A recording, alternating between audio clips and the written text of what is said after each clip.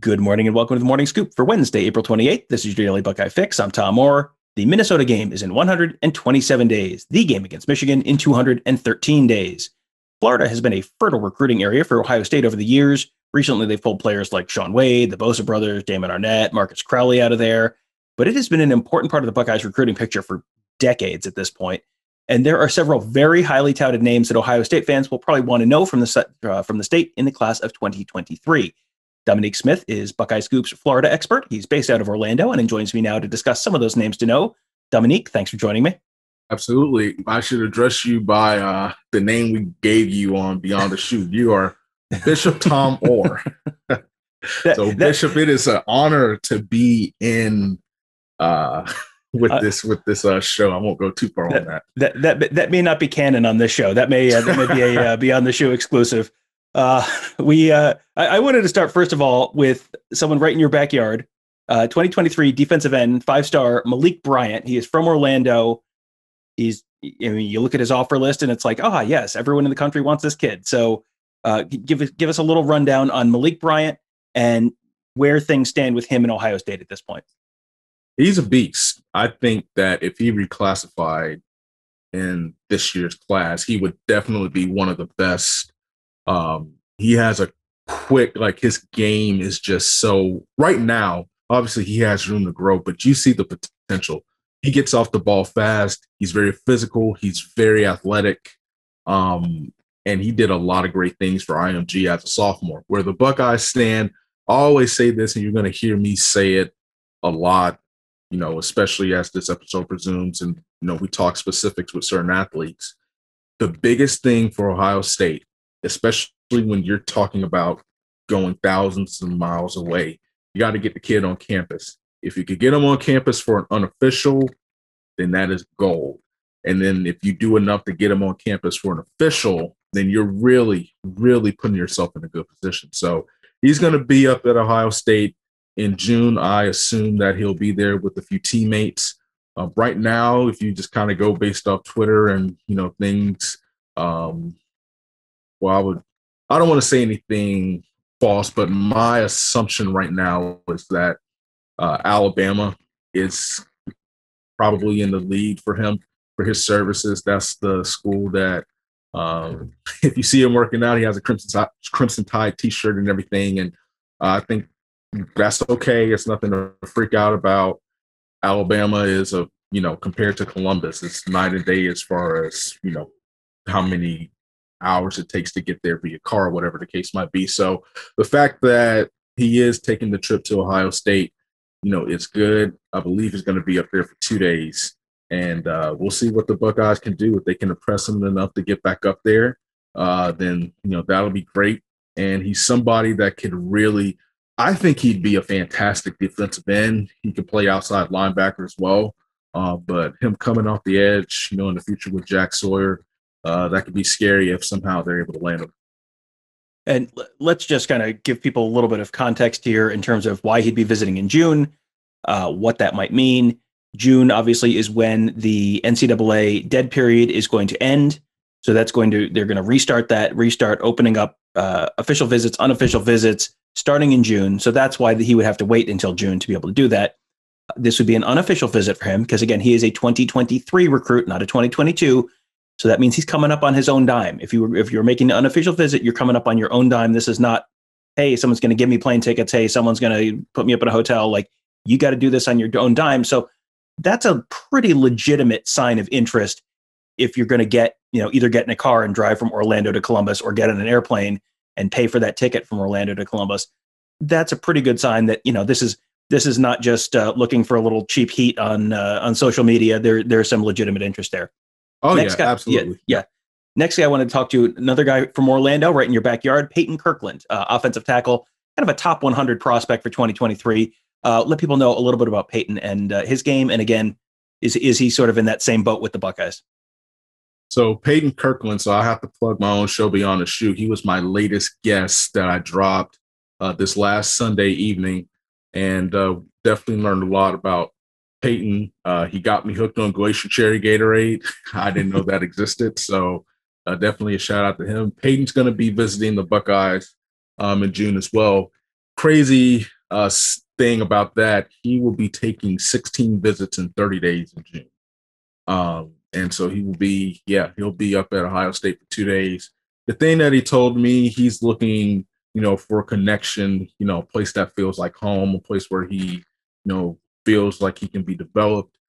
He's originally from Chicago, so there's no ties to Florida. And I believe that I said it, if you, read our Buckeye Scoop board, if you're a member, that's really good, because if he decides to go to a school in Florida, that means that's where he feels the most comfortable. There's not the pressure of, man, I'm from Florida, I have to go to a Florida school, I have to go to one of the big Florida schools, or now that UCF's on the come up, maybe I need to stay close to home and be the hometown hero. He wants to go where the best fit, he wants to go to the school that would be the best fit for him. He's building a good relationship with Coach Alford and Coach Stud. Like I said, he'll be there for 2 days on an unofficial. Another fun fact, he said that he prefers the snow instead of the humidity, which I think that people who hate the humidity, especially in the next 6 weeks as we're going to transition into the summer, could testify to that. So as far as where the Buckeyes stand, it's kind of the same thing. He's a 2023 prospect. He's making this trip on his own dime, and distance is really not a factor for him. So, if the Buckeyes can, really impress, and then he could come up again, months later for an official, I do think, I think they're in the running now, just in general, to be honest with you. I don't think he has a leader. And that's the thing, this pandemic and the dead period has kind of messed that up from the standpoint of, even if you go and make a visit, Jaheim Singletary, for example, he drove up to Columbus, I believe it was right after committing, but he can't talk to the coaches. Rajon Davis, who's committed to USC, he was there for a couple of days and got a chance to hang out with some of the Buckeyes commits, but he could not go and talk with the coaches and go to the facilities and everything. So it kind of, it's different than most years. So there's no defined leader, I don't believe, but there's definitely plenty of interest between Kirkland and the Buckeyes. If you are visiting 16 different schools in 30 days, that tells me things are probably still fairly wide open. You have not settled in a top 5 if you're visiting 16 schools in 30 days. And you have to, yeah. Yeah. And this is very much a making up for lost time. I mean, we've talked about how crazy this June could be, as you have all these guys, basically this pent up demand from about 15 months of people not being able to make any visits, how crazy June could be. That's a good indication. Like 16 schools in 30 days, like that is what pent up demand looks like, at least in Peyton Kirkland's case. But also, I don't mean to cut you off. One of the reasons you're seeing so many visits is because June is the only month essentially they have before the other dead period happens in July. Mm-hmm. And we're back to where we are now. So prayers up for Pantoni and that crew at Ohio State. Yeah. And again, like there's also no guarantee that something won't change before the fall. I mean, at this point, I don't think anyone can say with 100% certainty, 90 days from now, everything is going to be 100% back to normal. Like, I think it's all trending that way. And I think everyone is feeling pretty optimistic about that. But I think if the last 12 to 15 months has taught us anything, it's don't assume what's going to happen 90 days from now, because odds are you might not be exactly right. Exactly. John Walker, 2023 defensive tackle, another top 100 prospect. He's from Kissimmee, Florida. I said that right, didn't I? You said it right, yeah. All right, good. No one is from Florida, but I know a lot of people from the Northeast who ended up in Florida. So I know just enough Florida to be dangerous. So yes, John Walker from Kissimmee. Tell us about John. I had John on the show a couple weeks ago. Go look at his tape. He is a grown man. That dude is, as a sophomore, just how physical and violent he is. I told him this. I wholeheartedly believe this. He is severely underrated. With John, it'll be interesting to see. He has a top 12 out. Ohio State's in that top 12. He is expected to visit Ohio State in early June as well, with his teammate, Derek Leblanc, who we'll speak on in a little bit. I think John, what he told me, distance is and is not a factor. Meaning, he's very, very close to his family. He's a great kid. He's an excellent kid, excellent student of the game. So it just depends. So while, he would like to stay, I wouldn't say stay closer to home, but he would like for his family to watch him play. He wants to get developed. He said that he wants to go to the place that's going to develop him. So I wrote on the board, first impressions are everything, especially when you're talking about these kids from Florida. You have to make a great first impression. And I do believe that's going to be the case with John Walker. Give him a reason to go back. Now, some other schools, just if you pay attention to Twitter, which I don't suggest you do when it comes to recruiting necessarily, they say Texas and different schools like that. I just think he wants to go to the place where he feels the most comfortable with, where he's going to be developed. He speaks very highly of Coach Johnson, and he knows all about his track record, and he knows all the things that Coach Johnson could do for him in his dream to go to the National Football League. So John Walker is going to be, an interesting one. But if Ohio State's able to get this kid, I'm not kidding you. I think this kid can come in and play day one. He is that good. I've never seen a kid as a sophomore just bully grown, like I don't want to say grown men, but in Florida, there are some elite offensive linemen. He just makes them look like child's play. And so I think his ceiling is extremely, extremely high. Well, and then let's go right next to him on the defensive line, and in the locker room as well. Defensive end Derek Leblanc. He, as you mentioned, is a teammate of John Walker's. He's a top 50 borderline kind of guy.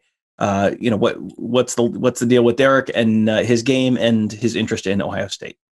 Derek is very interested in Ohio State, and if you just kind of follow him and followed his recruitment, he's not. At least from what I've seen, unfortunately, I haven't had the opportunity to talk to him just yet. But from everything I've heard, from everything I know, he's very interested in his game. He's a grown man coming off of the defensive line, plays the strong side defensive end, but I do believe he can play the weak side defensive end in college. He's very physical, very physical. And if you know anything about Osceola High School, that's just a physical team. And so he is somebody that could easily be a 5-star when it's all said and done. He's going to be up at Ohio State in early June, and he has some other visits set as well. So I would say, obviously, it's too early, just to kind of tell, this is where Ohio State stands, but I feel comfortable saying that they're in a good place from the standpoint of that they definitely have his attention, and he is very interested. And in the future, if things go right, I could see him up there. And I think he has the it factor. He has the it factor that can take over a game. He had a very great season, and he's continuing to improve. And it's crazy when you think about it. John Walker's 6'4", and LeBlanc is like 6'6". So that's just like having a power forward and a center trying to block them. And I bet that is not a fun week of prep for the opposing offensive line coaches for whoever they're playing in any given week. I say this: it's going to be fun because they have to, in the district, you're going to see LeBlanc and Walker against Peyton, Kirkland, and TJ Shanahan. Just in the district, so it'll be fun to see. Yeah, I mean, sometimes you have kids coming from small states where it's like, well, you got a question about the level of competition, or a small school guy, Julian Fleming from the smallest division in Pennsylvania football. Like, how good was his competition? That does not seem to be a big concern with big school Florida football players. That they tend to work out okay. Ohio State has had a couple guys working out from the next guy's high school. That'd be Tron Webb, who is a 2023 athlete. He's listed as an athlete. I'm not sure where you can let us know where they think they might have him play at the college level, but he's from Trinity Christian in Jacksonville. You may remember that high school from such players as Shaun Wade, Marcus Crowley, and Tyreek Johnson. So that is we talked about the high talent level of Florida high schools. That is a high school in Florida that has a pretty high talent level. So where does Trayon project potentially at the next level? And, I would assume that's a pretty good pipeline school for Ohio State. So I would assume the interest level is probably reasonably high there for him. Crazy thing about Trinity Christian is in a smaller classification. But if you look at the talent in that classification, It's elite. You got Chaminade, Madonna. That's where Kenyatta Jackson and those guys play down there. So competition level, even in Florida, for such a smaller school, it's just still crazy. I personally believe he could really play on both sides of the ball, but I think he projects more to defense. And his is interesting because if you've kind of followed his recruitment, he has not been shy about his affinity towards Ohio State. And especially when he got the offer, and those guys at Trinity, they have a close bond. And the parents there, we have Randy Wade, you have Tyreek Johnson and his family. So he's getting just so much information about Ohio State. And so I do believe there is sincere interest. Like, there's major interest between the two. The school I would say you have to watch is Georgia. Obviously, there's close ties there. But I do believe Ohio State sits in a great spot for him. He's going to be up there this summer, and he's going to be up at Georgia again this summer. So I think that the Buckeyes, I don't want to, and some people say, oh, that's a cop-out. I don't want to say, because of what we just talked about with the pandemic, and there's just so much, I can't say that a specific school is in the lead, but there's sincere interest from both sides. And like you said, Trinity Christian's a pipeline. They have Shaun Wade, coming from there, Tyreek Johnson, Marcus Crowley, very, very talented team. And I don't foresee that pipeline ending regardless of what happens with Webb, because there's just so much talent in the Jacksonville Duval area. But this will be an interesting recruiting process to follow, because he really does have affinity for Ohio State, and I know they're very interested in him as well. I don't know if I mentioned this when I was introing him, but he is a 5-star prospect in the 247 composite right now. So this is not just, oh, that's nice, another kid from the same high school. Like, oh, no, this is potentially one of the very best players in the entire country who is potentially interested in Ohio State. That seems like that would probably bring a smile to Mark Pantoni's face. Yeah. You have mentioned a couple times with several of these guys, hey, I just had him on my podcast. Well, your podcast is called Beyond the Shoe. You can find that in all of the places you find this podcast and all of the other great Buckeye Scoop podcasts. But let people know about the episodes you've just dropped recently, some of the guys you've been talking to, and also what's kind of coming in the next few weeks. Well, you have to check out our Insiders episode. That's when Tom, Tony, and Alex drop by. We're going to have them on again in the near future. But that's the one you need to check out. It's funny, I still watch it every day because I can't believe I went off on Tony at the end about the chicken nuggets. But he had it coming. Yeah, he did. He did. So I don't feel too bad. But as I said, I recently had Peyton Kirkland on there. I will be talking to Stantavius Smith, an elite prospect out of Georgia. And then there's a couple surprises. We're going to kind of venture outside of recruiting. We have one of the more popular NFL draft analysts coming on the show in a couple weeks from the Draft Network. I have a buddy of mine here in Orlando. He covers UCF and he covers the Bucks for 247 Sports with UCF and Sports Illustrated with the Bucks. And we're going to talk, football in a different perspective. We're going to talk the college football playoffs. Should it be expanded? And we're going to really dive deep into recruiting so we can give the fans a better understanding of just kind of the mindset down here and what really goes on, the ins and outs, and that'll give people understanding and appreciation for the job that Ohio State does recruiting. And we're going to have more top-level recruits. I have a board that is funny. I just had to look at because sometimes I lose track of who's coming on and everything, but it's definitely something that you don't want to miss. As Tom said, you can find it on Twitter. You can follow me on Twitter at DomSmith_news. I post the episodes every Sunday.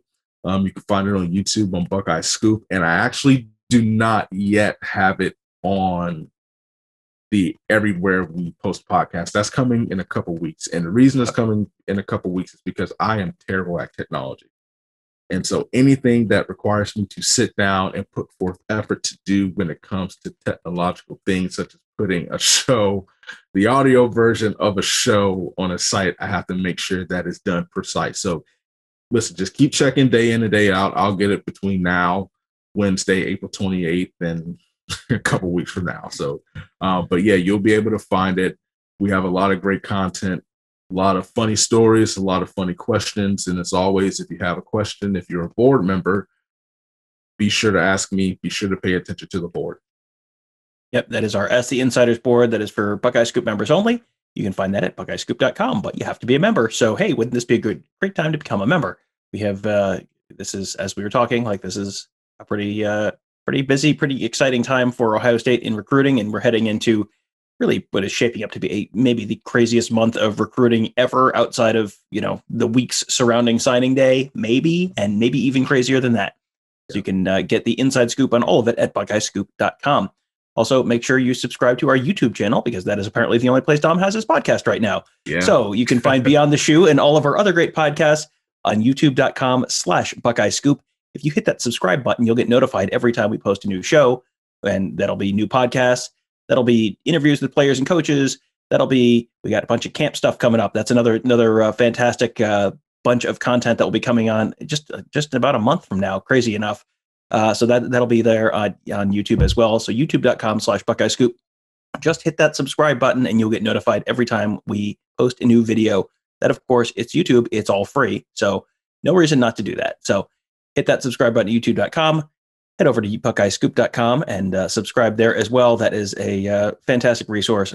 Our Ask the Insiders board is humming. And tomorrow's the day. Nevada and his wise men. I don't know if it's the first time ever, but it's the first time I'm aware of it ever happening. So it is going to be quite a spectacle on the Ask the Insiders board tomorrow. So you will want to be a member of buckeyescoop.com before that happens, so you don't miss out. We may have Nevada on tomorrow's show to give you a little sense for what that's going to be all about. Because I don't know, I can't speak for anyone else, but man, I cannot wait. I think that is going to be absolutely fascinating. So you can find that at buckeyescoop.com. That'll do it for today. Thank you guys for joining us. Have a great day. We will talk to you tomorrow.